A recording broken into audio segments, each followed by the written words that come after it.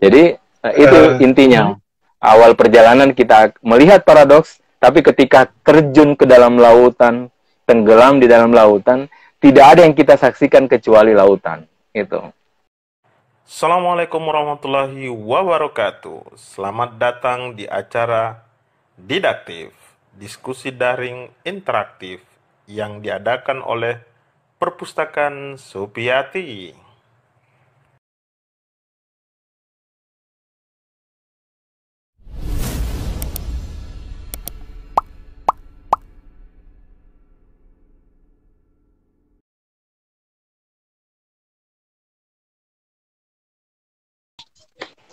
Nah, begini, ketika kita masih belum berjalan menuju Tuhan, kita akan melihat dualitas. Oke? Nah, saya pertegas lagi, sebelum kita berjalan menuju Tuhan, kita akan melihat dualitas. Ada saya, ada Tuhan. Oke? Ada saya, ada Tuhan. Nah, setelah saya berjalan lebih dalam lagi, akhirnya saya pahami yang ada hanya Dia. Yang ada hanya Dia, dan selain itu adalah tanda-tandanya. Tanda-tandanya. Nah, artinya, segala realitas itu adalah tanda-tandanya. Jadi memang kalau kita sebagai orang yang belum berjalan, kita akan selalu melihat paradoks itu. Seolah ada dualitas, itu kan bertanya, loh bagaimana dong? Bukankah hanya cukup mencintai Tuhan? Terus bagaimana dengan istri, dengan anak, dengan keluarga, dengan ini dan seterusnya, itu kan banyak. Terus itu saya mau apakan, itu kan. Nah, ketika kita di awal-awal perjalanan, itu pertanyaan itu muncul. Tapi setelah kita menemukan kefanaan, dalam kefanaan itu kita sadar bahwa yang ada hanya Dia, dan selain Dia hanya tanda-tandanya, nama-namanya, sifat-sifatnya. Jadi kita tidak akan lagi melihat istri, anak, dan seterusnya, itu tidak ada lagi, kecuali semuanya adalah tanda-tanda ilahi, tajalli ilahi, manifestasi ilahi, nama-nama ilahi. Semuanya hanya Dia, kan? Dengan berbagai bentuk nama-nama. Itu. Justru disitulah sebenarnya puncak keindahan.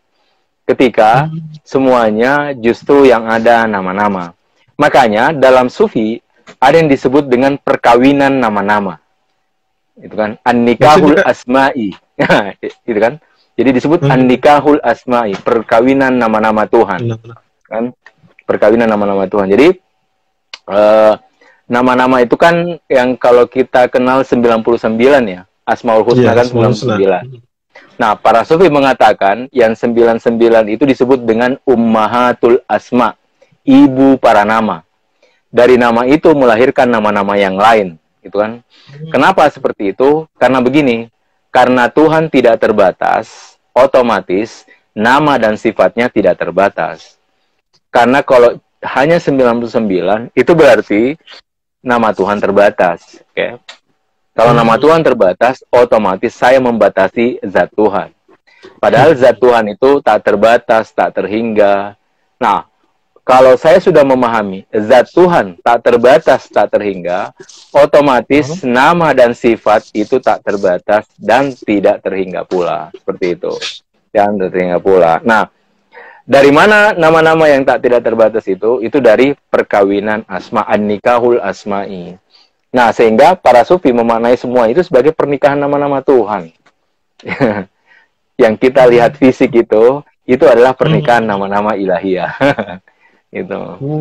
Dapat. Iya, seperti itu. Jadi itu intinya.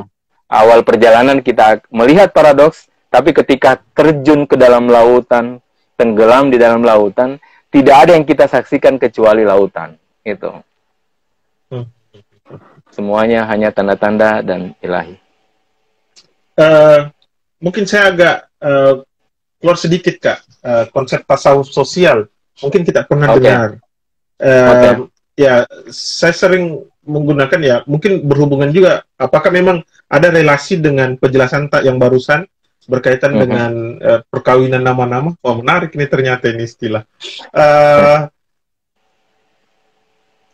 Siapa namanya nih? Termasuk Profesor Dr. Haji Muhammad Amin Syukur, itu pernah menggunakan dalam bukunya Tasawuf Sosial.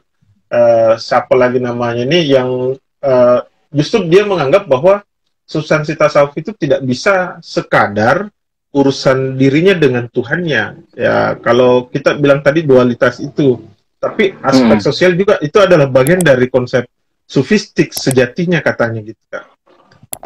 Siapa lagi? Fazlur Rahman. Ya, Fazlur Rahman silakan, Kak. Begini, jadi kita kembali bahwa originalitas tasawuf itu adalah pengalaman batin, mystical experience, oke? Nah, pengalaman batin ini tidak mungkin saya raih kalau tidak melakukan riyadhah tazkiyah dalam Islam ya. Dalam Islam disebut dengan riyadhah dan tazkiyah. Jadi tidak mungkin saya dapatkan pengalaman itu tanpa saya melakukan ritual. Kenapa? Karena original tasawuf itu adalah bagaimana tirai kegelapan dalam diri saya itu tersingkap. Ketersingkapan itu saya menyaksikan alam batin. Jadi makanya ada istilah dari Nabi, mutu qabla anta mutu, matilah sebelum mati. Karena bagaimana saya menyaksikan alam batin sebelum saya mengalami kematian itu. Sehingga dari itu saya menemukan satu pengalaman batin, kan? Nah, untuk meraih pengalaman batin ini, memang awal itu saya harus mencoba untuk memutus hubungan saya dengan pengalaman fisikal. Makanya di tasawuf itu ada khalwat. Oke. Kedua, semua nabi ada guanya. Rasulullah gua Hira. Musa Turisina, kan? Turisina, betul. Kan? Nabi semua ada guanya. Kenapa? Itu refleksi sejenak untuk bagaimana saya punya kesadaran atas diri saya sendiri melalui pengalaman saya dengan Tuhan. Nah, setelah saya punya pengalaman itu, baru saya masuk dalam sosial. Karena tanpa itu, saya sangat mudah terkontaminasi ketika saya menceburkan diri lagi-lagi dalam realitas sosial. Makanya, jalan pertama adalah bagaimana saya membimbing diri saya, kan, melakukan satu aktivitas sehingga saya bisa mengontrol atas diri saya sendiri, sehingga saya tidak terkontaminasi. Makanya semua nabi punya gua, Rasulullah gua Hira, Musa Turisina, dan semua nabi punya lain. Makanya di Islam ada khalwat, itu kan. Itu kayak ini, jeda sejenak. Kita jeda sejenak, merefleksikan diri kita sendiri untuk menemukan bahwa saya ini punya sesuatu yang saya pegang gitu. Nah, nanti ketika masuk sosial, disitulah saya diuji. Makanya jihad terbesar itu justru di sosial. Itu maksudnya. Jadi jihad terbesar itu justru di sosial. Pengalaman gua tadi, menyepi tadi, itu adalah hanya bekal untuk diri saya. Tapi yang real adalah ketika saya menceburkan diri dalam sosial. Kenapa? Karena sosial itu adalah tempat saya bercermin. Karena begini, saya tahu saya angkuh, saya ria, saya hasut, dan seterusnya. Itu kan kalau saya berkumpul di tengah sosial. Oh, ternyata saya masih menggibah kawan saya. Oh, ternyata saya masih ria ya. Oh, ternyata saya angkuh. Oh, ternyata saya dusta. Kalau saya sendiri di kamar, ya nggak akan terjadi apa-apa gitu kan. Dan tidak ada ruang saya untuk bercermin. Nah, ruang saya bercermin justru di sosial. Makanya betul, kata Fazlur Rahman, jihad terbesar itu memang dalam ranah sosial. Karena di sanalah tempat saya bercermin. Di sanalah saya tahu diri saya. Saya tahu di mana kapasitas saya tahu di mana sabar saya. Kalau selama ini saya hanya mendengar teori-teori sabar, justru saya tahu sebesar apa sabar saya, itu justru kalau saya terjun ke sosial. Kan? Saya tahu sabar saya gitu kan. Oh, ternyata hanya macet saya marah gitu kan. Macet. Oh, ternyata sekedar macet saya marah loh. Itu bayangkan, macet saja marah, belum lagi yang lain ya, itu macet. Kan? Begitu. Nah, itulah fungsi sosial. Jadi memang Sufi pun proses ujian itu diperlukan juga kayak. Iya, karena tidak ada kemuliaan tanpa ujian. Dan, tidak ada kemuliaan tanpa ujian. Termasuk pembicaraan makom pun tidak bisa disebut bahwa makom. Kadang orang yang sudah tinggi makomnya kadang bisa turun Kak ya? Bisa turun, bisa jatuh. Iya. Mm-mm. Oh, sip. Semakin menarik ini. Artinya para sufi yang totalitasnya pengabdian kepada Tuhan hanya lebih kepada berdoa dan sebagainya itu tidak cukup ternyata karena perlu proses ujiannya. Ya, semakin betul. Menarik ini perbincangan. Saya bisa dijelaskan Kak berkaitan dengan konsep sufistik Ibnu Arabi Kak. Karena saya tertarik juga, apalagi kan Ibnu Arabi itu, Sang Yan Almon itu bahkan mencoba untuk menyintesiskan sudut pandangnya dengan Derrida. Hanya saya belum menemukan titik temu pastinya, apalagi kan kita tadi berbicara dengan konsep paradoks. Sempat Ibnu Arabi di tanda petik diborongi sama beberapa para filsuf karena termasuk kaum agamawan karena kalau tidak salah dia mencoba untuk mengubah kalimat tauhid itu la ilaha illallah, dia mencoba untuk mengganti apa gitu. Kalau tidak salah di bukunya Pak Ahmad Riyadi. Ini yang saya mau dapatkan Kak, konsep secara garis besar dari filsafatnya Ibnu Arabi yang ternyata sangat sofistik juga gitu. Silakan Kak. Kalau bicara Ibnu Arabi, saya lebih bagus masuk ke dua kitab besarnya, yaitu Futuhatul Makkiyah dan Fususul Hikam. Kan?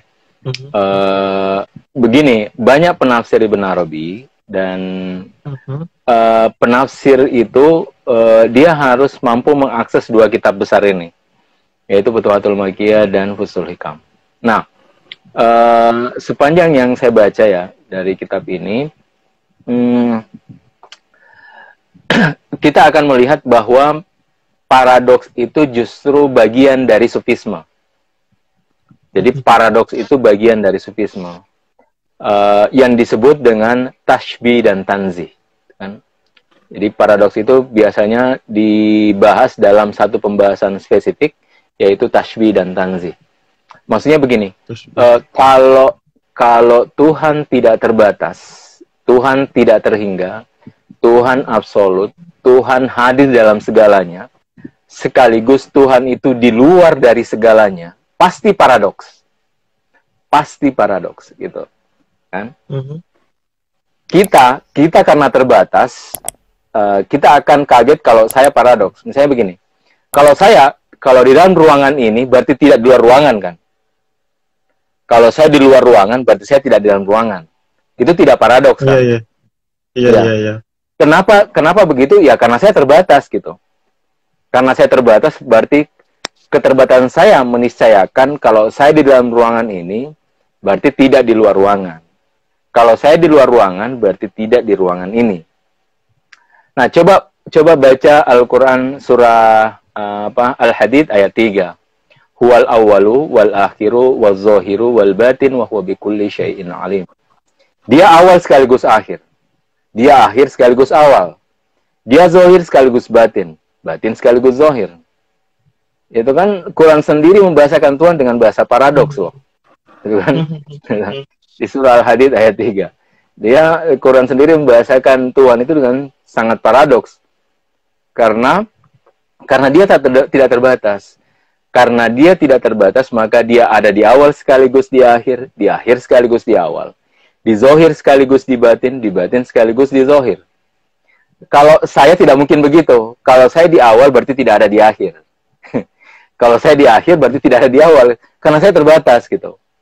Sehingga ada teori turiful asya'u bi asdadiha. Tuhan itu diketahui dengan perlawanannya, kan? Karena dia paradoks. Nah, gitu. Makanya, ini yang kemudian hadir di dalam konsepsi Ibn Arabi. Jadi sebenarnya tidak ada yang diganti oleh Ibn Arabi. Jadi saya mungkin tidak sepakat kalau dia mengganti tauhid ya. Bagaimana mungkin dia mengganti tauhid? Kalau mengganti tauhid dia bukan seorang muslim dong kalau dia mengganti tauhid itu. Mungkin mengubah bukan, tapi begini, memberikan makna yang yang beda dari makna-makna yang lain kan. Oh, gitu. sip. Ya, sehingga kalimat tauhid itu dia persingkat menjadi huwa la huwa gitu. Oh, iya, betul. Ya. Huwa la huwa. Dia tapi bukan dia. Dia tapi bukan dia. Dia tapi bukan dia. Dia tapi bukan dia, begitu. Kenapa? Karena paradoks itu harus terjaga. Kenapa harus terjaga? Karena begini. Kita tidak mungkin sampai kepada hakikat yang tak terbatas. Kita ini tidak mungkin sampai kepada hakikat yang tidak terhingga. Oke? Kenapa? Karena kita terbatas. Nah, artinya begini, kita tidak mungkin mengetahui zat Tuhan. Yang mungkin kita ketahui adalah nama-nama dan sifatnya, asma dan sifat. Kita hanya bisa mengetahui nama dan sifat gitu. Nama-nama dan sifat. Kita tidak mungkin memahami hakikat zatnya, seperti itu. Hakikat zatnya. Sip. Oke. Lanjut, Kak. Nah, sehingga yang Dilanjut. Sehingga yang kita pahami adalah tadi, yaitu dimensi paradoks. Jadi yang hadir para sufi itu adalah dia menyaksikan paradoks itu. Nah, ketika dia sampai di situ, dia akan mencapai disebut dengan makom kebingungan, makom hairah, makom kebingungan. Dia bingung gitu. Dia bingung sekaligus takjub, sekaligus terpesona. Kenapa dia bingung? Karena dia setiap saat melihat sesuatu yang berubah-berubah gitu. Makanya dia, tapi bukan dia. Oh, dia. Bukan dia. Dia. Bukan dia. Oh, dia. Oh, bukan gitu. Itu disebut dengan makom tajub. Ya, kayak gitu. Ini disebut dengan huwa la huwa. Dia, tapi bukan dia. Huwa la huwa. Betul. Ya, gitu. Luar biasa ternyata ini. Bagus juga ya. Kak, ada komentar pertanyaan dari Mutahara Ahmad, sang penanya sebelumnya juga. Mungkin bisa dijelaskan pernyataan Iqbal. Aku ragu dengan diriku sendiri, tetapi Tuhan meyakinkan bahwa aku ada. Padahal para sufi biasanya aku ini tidak ada. Tolong penjelasannya. Iya, itulah perbedaan antara filsafat dan tasawuf. Jadi filsafat itu dia sibuk untuk mengadakan dirinya, membuktikan bahwa dia ada. Itu para filosof. Para sufi sibuk bahwa dia itu tidak ada. Dia sibuk berusaha membuktikan bahwa dia tidak ada. Itu salah satu perbedaan antara filsafat dan tasawuf. Jadi kalau filsafat itu sibuk membuat bagaimana membuktikan dia ada. Kalau tasawuf sibuk membuktikan bahwa dia itu tidak ada. Dia tidak ada. Yang ada hanya dia gitu. Yang ada hanya dia. Yang lain tidak ada. Dan itu ada dalam bahasa Quran sih, kullu man 'alaiha fan wa yabqa wajhu rabbika dzul jalali wal ikram. Jadi kullu man 'alaiha fan, segala sesuatu itu fana, sirna. Wa yabqa wajhu rabbika dzul jalali wal ikram, dan yang kekal dan tetap itu adalah wajah Tuhanmu yang jamal dan jalal. Wajhu rabbika dzul jalali wal ikram, jalal dan jamal. Gitu.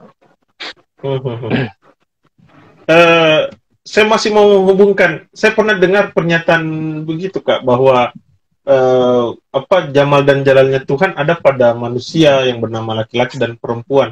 Betulkah yang dimaksudkan itu, Kak? Bahwa jalalnya Tuhan itu ada pada laki-laki dan jamalnya Tuhan itu ada pada perempuan. Dan ada yang bahkan menyebut bahwa untuk melakukan proses penyatuan jamal dan jalalnya Tuhan dalam konteks kesempurnaan, ya nikah. Betulkah demikian itu, Kak? Jadi begini,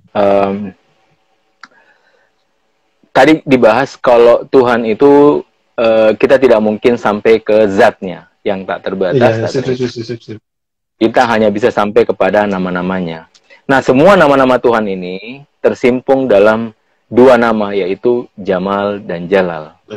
Jadi semua nama. Jadi dalam Al-Quran, Qulidullah wa Rahman ayyamatadu falahul asma'ul husna. Jadi Allah dan Ar-Rahman itu dia menghimpun nama-nama Asmaul Husna. Nah, artinya begini, kalau saya meyakini di dalam diri saya ada Tuhan, Karena bahasa Quran kan begitu, aku lebih dekat dari urat leher, aku bersama kalian dimanapun kalian berada. Jadi kalau kita meyakini bahwa di dalam diri kita ada Tuhan, berarti secara otomatis ada jalal, ada jamal. Jadi secara otomatis ada jalal, ada jamal. Nah, dan kalau ada jamal dan jalal, berarti setiap jalal pasti jamal, setiap jamal pasti jalal. Dua-duanya pasti ada. Artinya begini, baik laki-laki maupun perempuan, ada jalalnya sekaligus jamalnya, ada jamalnya sekaligus jalalnya.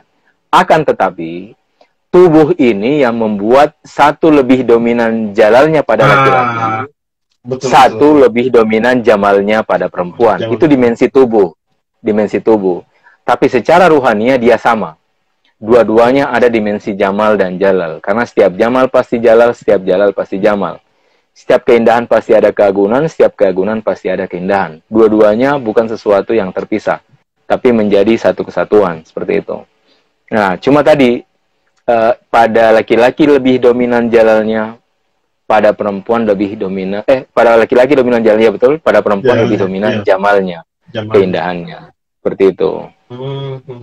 Berarti kalau dalam konteks rohania itu unity Kak, di satu kesatuan Ki. Satu kesatuan. Betul. Beda kalau jasmania justru ya. Ya, cuma begini.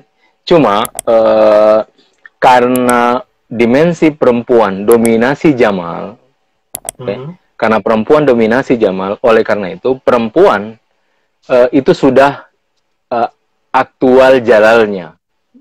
Makanya sebenarnya dari sisi nama-nama itu perempuan itu lebih sempurna daripada laki-laki, kayak gitu. Itu menurut para sufi ya. Jadi kenapa? Karena begini. Karena yang paling batin sebenarnya jamal. Jadi aspek luar ini jalal, batinnya jamal, gitu. Nah, karena perempuan adalah jamal, berarti apa? Berarti dia sudah punya dua dimensi, yaitu jamal dan jalal. Nah, laki-laki harus berusaha untuk jamalnya teraktual. Kenapa? Karena dia lebih dominan jalalnya. Makanya ada hadis dari Rasulullah, ada 3 hal yang aku cintai dari kalian, perempuan, parfum, dan sholat. Kan?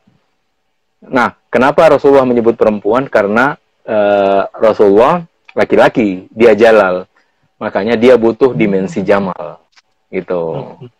Dia butuh dimensi jamal. Terus yang parfumnya Kak? Parfum itu begini. Jadi 3 hal ini tidak terpisah. Perempuan itu karena ini ya, perjalanan menuju Tuhan. Jadi perjalanan menuju Tuhan itu harus dengan 2 nama, yaitu jamal sekaligus jalal. Harus 2 nama. Nah, ketika dia sampai di puncak perjalanan, secara otomatis dia mencapai makom. Nah, makom itu ketika dia sampai pada pemberian makom dari Tuhan, otomatis dia seperti parfum akan menyebarkan kebaikan. Gitu. Dia seperti parfum akan menyebarkan kebaikan. Nah, caranya apa? Sholat. Makanya 3 hal ini tidak terpisah dan urutannya begitu. Urutannya memang seperti itu. Jadi 3 ini sebenarnya menceritakan tentang perjalanan rohani, bahwa perjalanan rohani itu harus sempurna, jamal dan jalal. Nah, ketika seseorang sampai pada suatu makom pemberian dari Tuhan, maka dia akan seperti parfum yang memberikan energi positif kepada orang lain. Nah, kemudian jalannya adalah dengan sholat, seperti itu. Ini ada menarik ini komentarnya Mutar Ahmad. Sifat jamal itu dominan atau terkalahkan oleh materialisme, pamer, dan cerewet. Ya, silakan Kak, kita komentar itu Kak. Saya pikir laki-laki juga begitu ya. Laki-laki juga kadang materialisme, ya kita juga pamer, kita juga cerewet. Cerewet. Saya pikir betul. Ya, saya pikir bukan cuma perempuan yang begitu ya. Laki-laki saya pikir juga begitu. Itu. Saya pikir di situ tidak ada gender kalau bicara cerewet, pamer, dan ini ya. Gitu. Lebih kepada kelembutan Kak, dengan ketegasan ketika berbicara tentang jamal dan jalalnya itu tadi ya. Iya, justru begini, karena perempuan jamal, Jadi kalau dia sampai kepada kesempurnaannya, dia akan tegas. Laki-laki beda, karena dia jalal. Kalau dia sampai kesempurnaannya, dia akan lembut. Sebaliknya. Lembut. Itu sebaliknya. Jadi perempuan karena sejak awal dia jamal, maka kalau dia sampai kesempurnaannya, dia akan tegas. Nah, laki-laki berbeda, karena sejak awal dia jalal, maka kalau dia sampai kepada puncak perjalanannya, justru dia akan lembut. Bentuk aktualnya bagaimana itu, Kak? Maksud saya begini, apakah artinya kan kalau yang kita dalam konteks rohani, saya paham kata artinya tidak ada prosesi pemisahan, dia unity, satu kesatuan tadi. Apakah saya mohon maaf ini, Kak, kayak Banci mungkin saya tidak menyebutnya dalam konteks kita di Sulawesi Selatan kan ada dibilang bisu. Apakah itu yang kita maksudkan ataukah bukan itu? Prosesi aktual adalah ketika kau mampu lembut kepada seseorang, artinya sikapmu yang tegas, keras misalnya, tiba-tiba kau mampu untuk menjadi pribadi yang lembut, maka dengan sendirinya artinya tidak hilang tonji istilahnya kelaki-lakiannya gitu, tapi dia mampu untuk menjadi sisi kelembutanmu hadir gitu. Iya, bukan itu maksudnya. Tentu bukan bukan itu. Gitu. Tapi maksudnya begini. Dia akan menemukan hikmah. Karena begini, kan kita ini kan laki-laki ini kan sangat nalar ya, menggunakan akal ya. Iya, nalar. Iya kan? Kalau perempuan lebih menggunakan rasa gitu. Nah, rasa. Makanya kita sejak awal karena menggunakan nalar, kita cenderung tegas. Oke? Karena menggunakan nalar itu kan. Kalau bukan hitam ya putih, kalau bukan putih ya hitam. Karena kerja akal begitu. Tapi setelah dia sampai kepada kesempurnaan, dia akan menjadi bijak. Itu maksud saya. Nah, hikmah itu yang saya maksud. Hikmah atau bijak, hikmah. Hikmah itu akan memberikan dimensi kelembutan kepada dirinya. Pada laki-laki. Nah, beda dengan perempuan, karena sejak awal dia rasa, jamal. Ketika dia sampai kepada puncak kesempurnaan, akalnya akan sempurna. Nah, pada saat itu dia akan tegas. Gitu. Jadi dia akan terbalik, berbanding terbalik, kayak gitu. Berbanding terbalik. Oke, bagi teman-teman yang mau berkomentar atau menanyakan berkaitan dengan diskursus kita malam ini, silakan. Kak, saya mau menanyakan juga berkaitan posisi mimpi. Ya. Kemarin saya sempat diskusi juga sama Ustadz Mail berkaitan dengan mimpi, apalagi kan Rasulullah melalui mimpi, kemudian artinya prosesi kehadiran mukjizat itu ataukah ya kalau kita ya wahyu maksud saya itu kan melalui proses, ada melalui mimpi, bahkan Idul Adha yang menjadi momentum kita itu kan tidak lepas dari Nabi Ibrahim alaihissalam. Prosesi menyembelih anaknya itu melalui mimpi. Hanya yang menjadi persoalan adalah seberapa penting posisi dari sebuah mimpi sebenarnya, Kak, bagi seorang sufi. Ya, jadi dalam ini ya, salah satu ajaran penting dalam tasawuf, adalah bagaimana dia menundukkan alam imajinasinya atau alam khayal, disebut alam imajinasi atau alam khayal. Nah, tempat kita bermimpi sebenarnya itu di alam khayal. Mimpi itu bagian dari alam khayal kita. Ketika kita mampu mendidik alam khayal kita, maka alam khayal itu menjadi tempat yang paling bagus untuk dia menerima informasi yang terkait dengan alam batin. Nah, makanya para sufi selalu menekankan cara pertama dalam perjalanan ruhania adalah bagaimana menjinakkan alam imajinasi, alam khayal. Ketika kita mampu menjinakkan alam khayal kita, maka kita mudah untuk berjalan ke tahap selanjutnya. Karena yang paling susah ditundukkan adalah alam khayal. Alam khayal itu sangat liar. Dia membawa kita ke sana kemari, itu kan, membawa dari satu file ke file yang lain, membawa dari satu problem ke problem yang lain, dari satu tempat ke tempat yang lain, itu terus kita dibolak-balik ke sana kemari. Nah, tapi saat kita mampu menundukkan, dia justru menjadi wadah yang paling bagus untuk mencerminkan alam batin. Jadi, alam khayal itu bisa dikata sebagai pintu pertama untuk menyaksikan alam batin. Nah, itu terjadi di alam mimpi. Makanya, bagi para sufi, mimpi itu seperti sekolah, seperti madrasah. Jadi kalau saya mimpi, berarti saya mendapatkan satu pelajaran ruhaniyah. Makanya bagi para sufi, mimpi itu seperti sekolah, benar-benar seperti madrasah. Makanya kalau tadi dikaitkan dengan kisah Nabi Ibrahim alaihissalam, kan terkait dengan mimpi, memang pelajaran terbesar dalam peristiwa itu adalah mimpi. Mimpi. Jadi kalau dalam pandangan sufi ya, ujian terbesar Nabi Ibrahim bukan pertanyaan apakah dia mau menyembelih anaknya atau tidak, bukan itu. Tapi ujian terbesarnya adalah apakah dia mau menakwil mimpinya atau tidak. Itu ujian terbesarnya. Iya.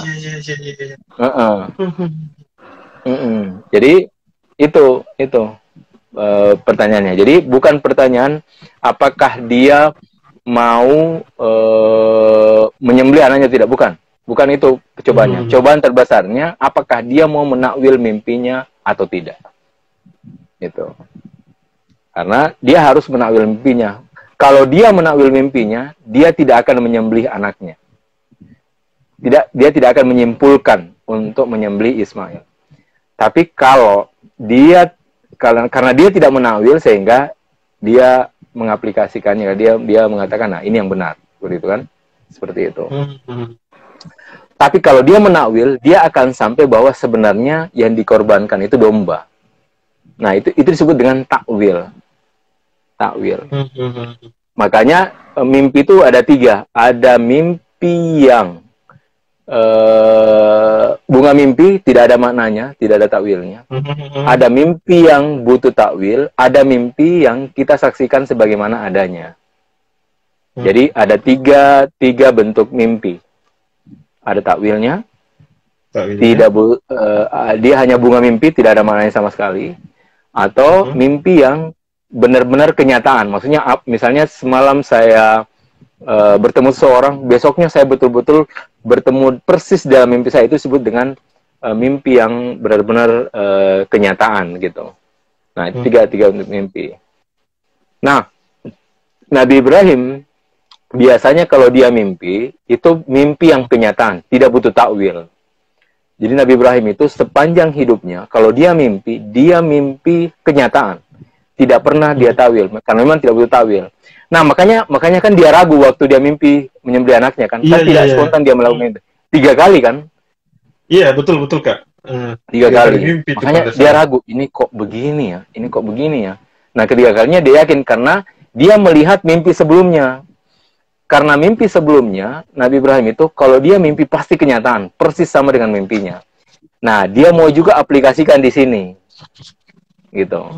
Makanya ujian terbesarnya apakah dia mau menakwil mimpinya atau tidak.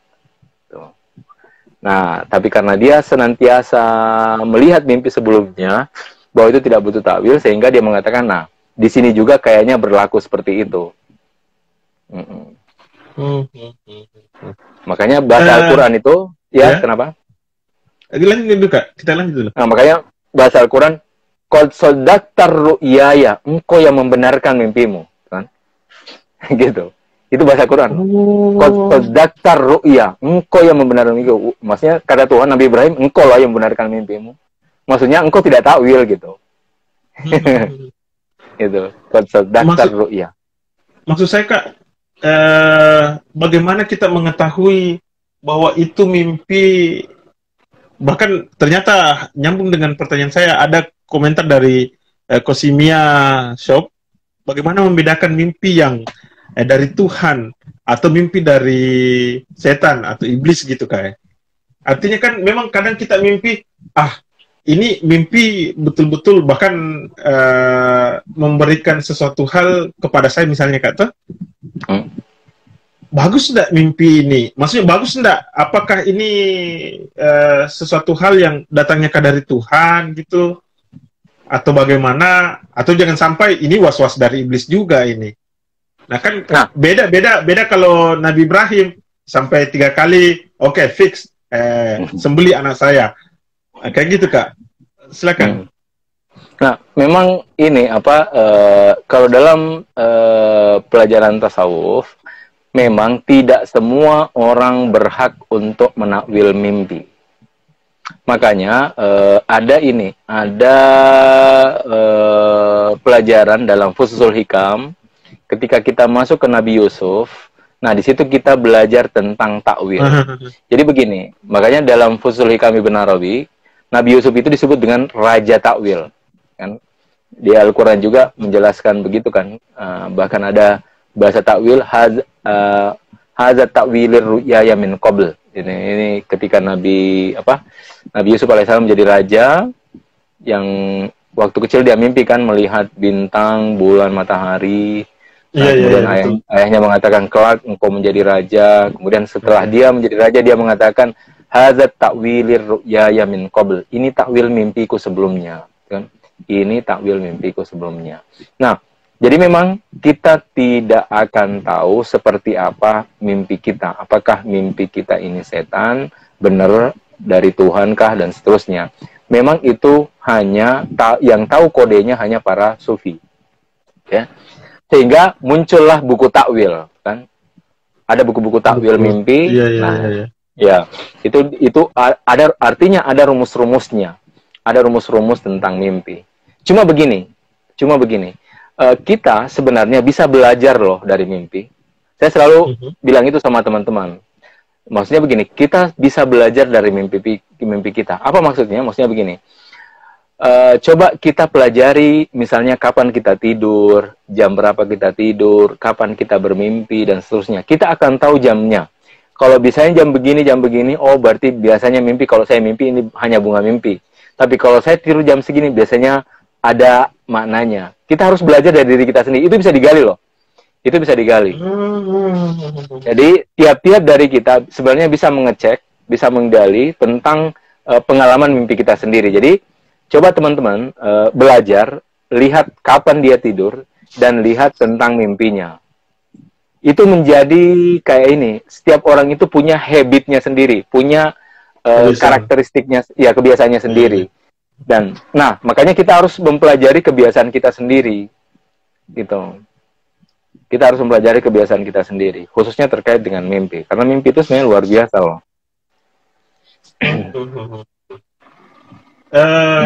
Kak, ada pertanyaan ini dari Setia di Sindi. Mau tanya Ustadz Nur, bagaimana cara agar kita bisa bermimpi untuk melakukan perjalanan ruhani? Kayak gitu dia Kak. Termasuk ini, atau saya baca dulu yang dari atas Kak. Dalam memilih pasangan laki-laki, oh ini kayak kembali lagi nih. Dalam memilih pasangan laki-laki terkadang menggunakan akalnya. Sekali lagi Kak ya, dalam memilih pasangan laki-laki terkadang menggunakan akalnya, tetapi saat jatuh cinta, habis sudah itu akal. Sarannya gimana Kak? Apakah akal masih lanjut? Jadi itu persoalan masih membahas dengan kasus yang tadi Kak, berkaitan dengan Jalal dan Jamalnya Tuhan. Kemudian Kosimia Shop, mencapai kesempurnaan itu seperti apa Ustadz? Mencapai kesempurnaan. Jadi satu-satu dulu, Ri, saya jawab nanti. Ya itu dulu Kak. Mutahar Ahmad, dalam memilih pasangan laki-laki terkadang menggunakan akalnya, tetapi saat jatuh cinta, habis sudah itu akal. Jadi kalau laki-laki kan identik dengan itu tadi Kak, akalnya yang digunakan, tapi pada saat jatuh cinta, tiba-tiba akalnya kemudian tidak terfungsikan dengan baik gitu. Sarannya gimana kira-kira kalau gitu Kak? Silakan. Bukan, jadi memang begitu. Jadi memang ketika orang jatuh cinta, akalnya memang sirna. Itu memang karakteristik cinta. Itu karakteristik cinta. Iya. Itulah karakteristik cinta. Jadi ketika orang jatuh cinta, otomatis akalnya sirna. itu otomatis akalnya sirna. Makanya begini, ketika terhadap pasangan itu awal itu jangan ini ya, maksudnya ketika seorang jatuh cinta dia harus kembali kepada nalarnya, karena hati-hati. Dia harus hati-hati karena dia mencintai bukan kepada sesuatu yang benar-benar sempurna ya. Dia harus sadar itu. Bahwa setiap dari manusia itu pasti memiliki, selain kesempurnaan, pasti ada kekurangan. Setiap dari kita pasti ada kesempurnaan dan juga pasti ada kekurangan. Tapi ketika orang jatuh cinta, itu pasti dia akan melihat semuanya itu sempurna. Pasti begitu. Pasti begitu. Bahkan kata Rumi, kalau cacian muncul dari mulut kekasih, aromanya pasti indah. Itu kata Rumi. Jadi bahkan makian ya, cacian atau makian jika keluar dari mulut kekasih, aromanya pasti indah dan menawan. Itu bahasa Rumi. Nah, kenapa ya namanya orang jatuh cinta itu pasti realitasnya begitu. Akal seseorang akan tertawan oleh kekasih. Itu pasti seperti itu. Nah, makanya dia harus sadar bahwa itu adalah bukan sesuatu yang tak terbatas seperti Tuhan. Kalau Tuhan kan hakikat tak terbatas, dia hakikat kesempurnaan. Nah, otomatis itu beda konteksnya. Tapi kalau kita kepada sesama, ya kita harus kembali ke nalar kita yang awal. Apa nalar kita yang awal? Ya, bahwa kita ini punya kesempurnaan sekaligus kekurangan. Kan? Seperti itu. Makanya, kalau bisa jangan cepat-cepat jatuh cinta. Gitu. Dia harus sadar kepada objeknya dulu. Dengan objeknya dulu. Gitu. Berarti benar kata Rumi ya, dalam cinta akal dipenggal. Iya, betul. Itulah karakteristik cinta. Berarti tidak patut disalahkan sepenuhnya ketika ada orang jatuh cinta ternyata ya. Memang. Sampai saya selalu mengatakan cinta selalu benar. Cinta tidak pernah salah. Iya. Iya, karena kalau kita yang salah itu objeknya. Sip, betul. Sudah dapat porsi yang tepat, diksi yang tepat ini. Jadi cinta tidak akan pernah salah, cinta selalu benar ya. Kemudian ini Kak, mencapai kesempurnaan itu bagaimana? Nah, pertama begini, kita harus meletakkan sebenarnya apa itu kesempurnaan dan siapa itu kesempurnaan. Nah, kalau masuk dalam perspektif tasawuf, kesempurnaan puncak itu adalah ilahi, Tuhan. Kan? Nah, makanya kesempurnaan yang kita maksud adalah ilahi. Sehingga kita bergerak ke sana untuk sampai kepada makom kesempurnaan. Kalau dalam bahasa Al-Quran disebut dengan takwa. Bahasa Al-Quran mengatakan yang terbaik di antara kalian adalah yang paling bertakwa. Takwa itu dari kata kedekatan kan, wako, dari kata salah satu maknanya itulah kedekatan atau dia menghindar dari sesuatu yang kanan kiri. Jadi itu disebut dengan takwa. Jadi dia berupaya bagaimana dia menjaga dirinya agar tidak jatuh kepada kanan kiri dan tetap shirathul mustaqim berjalan menuju Tuhan. Jadi kalau ditanya bagaimana caranya, ya karena kita berjalan menuju Tuhan, tentu Tuhan tahu dan mengajarkan kepada kita seperti apa caranya. Itu jalan terbaik sih kalau menurut saya. Jalan terbaik menurut saya ya, ikuti apa perintah Tuhan. Karena Tuhan sudah tahu memberikan jalannya bagaimana untuk sampai kepada hakikat dirinya. Dalam Al-Quran, khalaqahu summa hada. Jadi Tuhan menciptakan manusia summa hada, kemudian memberikan petunjuk. Jadi Tuhan tidak sekedar menciptakan manusia, tetapi summa hada, kemudian dia memberikan petunjuk. Seperti itu. Jadi Tuhan memberikan petunjuk bagaimana kita ini kembali kepada singgasana ilahi. Seperti itu. Jadi caranya ya ikuti syariat. Iya. Oh, berarti prosesi syariat, kemudian tarekat itu kayak yang berarti kalau pembicaraan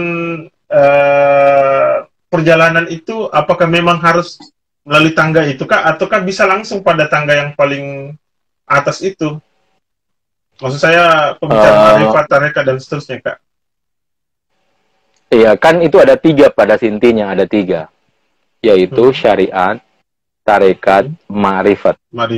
Ada yang mengatakan 4 hakikat. Kalau saya 4. sih menggabungkan, ma'rifat itu adalah hakikat. Hakikat itulah ma'rifat. Ya? Iya, cuma satu objek kadang kita sebut sebagai hakikat, kadang kita sebut sebagai ma'rifat. Gitu. Karena dia sebenarnya satu kesatuan. Bahkan dari awal menyatu sebenarnya. Jadi syariat, tarekat, ma'rifat itu bukan sesuatu yang terpisah, tapi dia satu kesatuan. Maksudnya begini, di syariat itulah ada jalan, disebut tarekat. Di jalan itulah ada hakikat, yaitu ma'rifat. Kan? Jadi dia bukan sesuatu yang terpisah, tapi dia satu kesatuan. Gitu. Cuma dimensi paling luar disebut syariat, dimensi paling batin disebut dengan ma'rifat, jalan untuk ke sana disebut dengan tarekat. Jadi dia bukan sesuatu yang terpisah. Nah, maksudnya begini, yang dimaksud dengan tarekat, apa yang kita lakukan sehari-hari sebenarnya. Misalnya saya sholat. Sholat itulah sebenarnya tarekat. Cuma kalau kita tidak memaknainya sebagai jalan, dia tidak berubah menjadi tarekat. Dia hanya syariat. Mengerti tidak? Oh, sip. Iya. Oke ya? Ya. Misalnya begini. Saya setiap hari sholat, tapi saya tidak pernah memaknai sholat itu sebagai jalan. Kenapa? Karena saya hanya memaknai, saya diberikan tugas sholat. Kalau sudah ya selesai. Saya sholat ini bagaimana saya tidak masuk neraka. Sholat ini bagaimana saya masuk surga. Nah, kalau saya memaknai seperti ini, saya hanya berhenti di syariat. Tapi kalau saya memaknai bahwa sholat itu adalah jalan untuk sampai kepada Tuhan, nah itulah tarekat. Seperti itu. Itulah tarekat. Jadi sebenarnya itu sekedar persepsi loh. Persepsi. Yang awalnya hanya sebatas tugas untuk menjalankan perintah Tuhan. Kemudian setelah saya masuk, ternyata dia ada jalan. Nah, saat dia menjadi jalan, berarti dia berubah dari syariat, kemudian dia menjadi tarekat. Makanya kan tidak ada sesuatu yang lain kan secara bentuk fisik, karena sama kok, awalnya takbir, akhirnya salam, itu kan sama. Cuma satu hanya memaknai kepada dimensi surga, neraka, dan tugas. Satu dimaknai sebagai kendaraan, perjalanan menuju Tuhan. Nah, ketika sampai kepada tujuannya, itulah ma'rifat. Gitu. Itulah ma'rifat. Itu. Jadi makanya itu satu kesatuan, bukan sesuatu yang terpisah. Dia adalah satu kesatuan, yaitu syariat, tarekat, ma'rifat. Ini ada pertanyaan Kak dari Mr.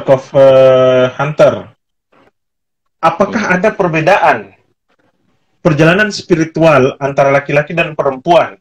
Misalkan pada syariat, laki-laki adalah imam, perempuan adalah makmum. Namun pada konteks lain, perempuan mengandung bayi.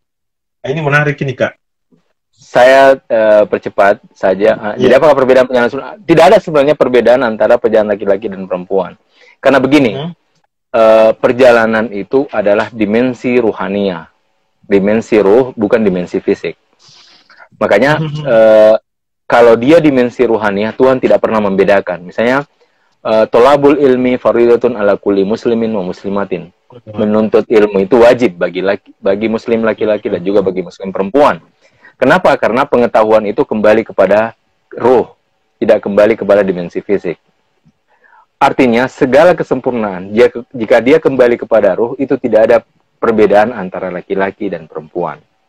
Nah, baru dia ketika dia kembali ke fisik, nah di situ dibeda-bedakan.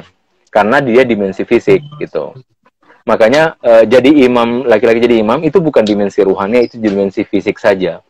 Karena begini, imam itu kan, selain dia jadi imam, itu ada dimensi lain loh yang di situ, yaitu bagaimana dia menjaga posisi jalalnya. Makanya harus laki-laki seperti itu karena dimensi jalal.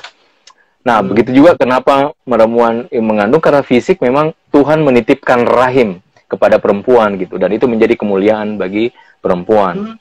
Dan itu kembali kepada dimensi fisik.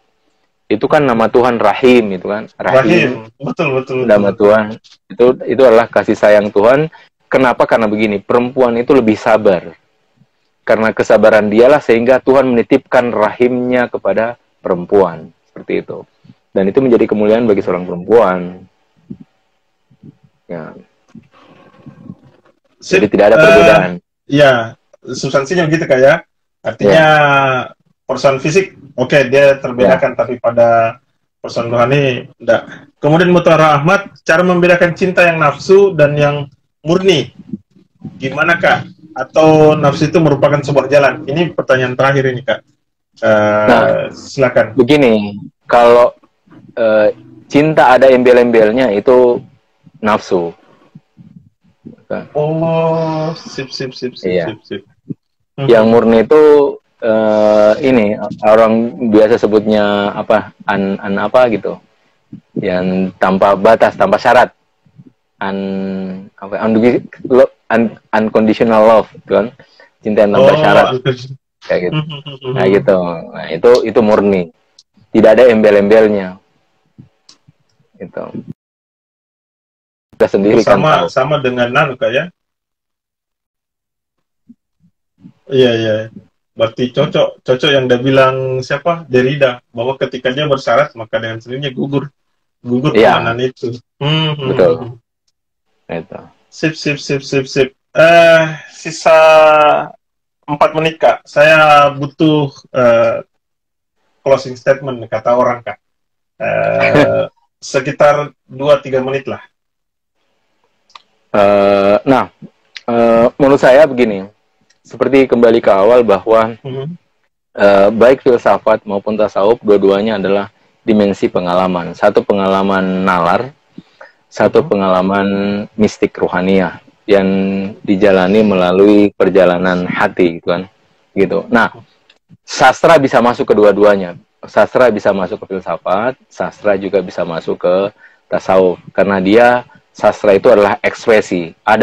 Kadang sufi menuliskan pengalamannya dengan dalam bentuk roman, kadang dalam bentuk puisi, kadang dalam bentuk macam-macam. Dia pokoknya dimensi sastra. Nah, filsafat juga begitu. Kadang dia mengekspresikan bahasanya lewat roman seperti roman Kafka, Tolstoy, Dostoyevsky, itu kan. Itu semua roman-roman yang para filosof yang menuangkan sastranya lewat sastra. Bahasa roman gitu, termasuk Nietzsche juga, Kafka dan seterusnya, Albert Camus, itu adalah para filosof yang menuangkan dalam sastranya. Makanya ketiganya ini adalah suatu yang sangat dekat antara sastra, filsafat, dan tasawuf.